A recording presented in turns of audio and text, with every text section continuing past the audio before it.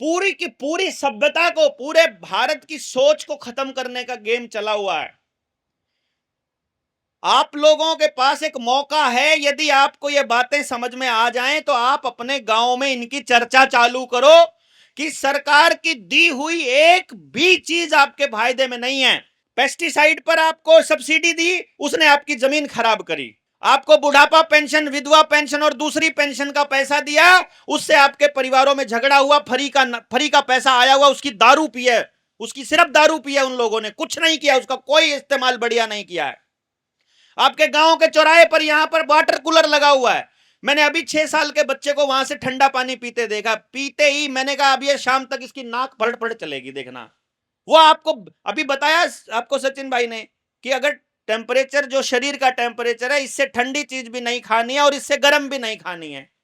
जितने भी आपके यहाँ छोटे आसपास कस्बा है, उस कस्बे के ऊपर कहीं से आया हुआ आदमी चाउमीन की, बर्गर की, पिज्जा की, आइसक्रीम की या फलाने ढिमकाने किसी चीज की रेडी लगाता है, एक भी रेडी के ऊपर, एक भी रेडी के ऊपर कोई देसी बीज का तेल नहीं है।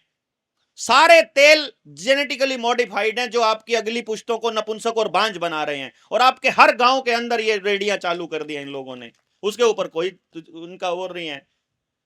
एक भी चीज खाने की बाजार में, एक भी, पूरे बाजार में घूम जाओ, किसी होटल, किसी ढाबे से पूछ लो क्या खिला रहा है, रिफाइंड खिला रहा है।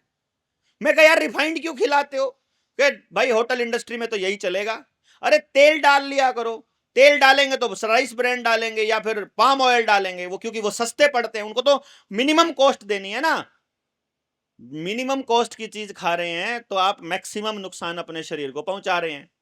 अब आपके घर में तो आप अपना थोड़ा बहुत खाना मतलब कंट्रोल कर लोगे। आपका बच्चा कॉलेज में पढ़ने जाएगा, उस कैंटीन का खाना कैसे कंट्रोल करोगे? उस मेस में खाना कैसे कंट्रोल करोगे? जहां पीजी में कमरा लेके रहता है उसको कैसे कंट्रोल करोगे?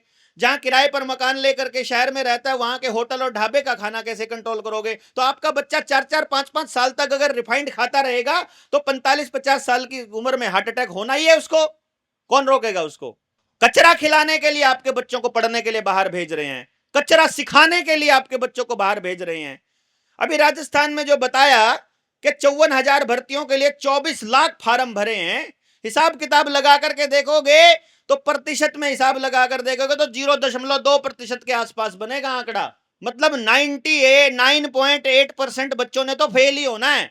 और उसमें पीएचडी वाले भी हैं और एमटेक वाले भी हैं। तो क्या कहेंगे उनके घर वाले कि तुम तो चपरासी लगने लायक भी नहीं हो, यही बोलेंगे ना।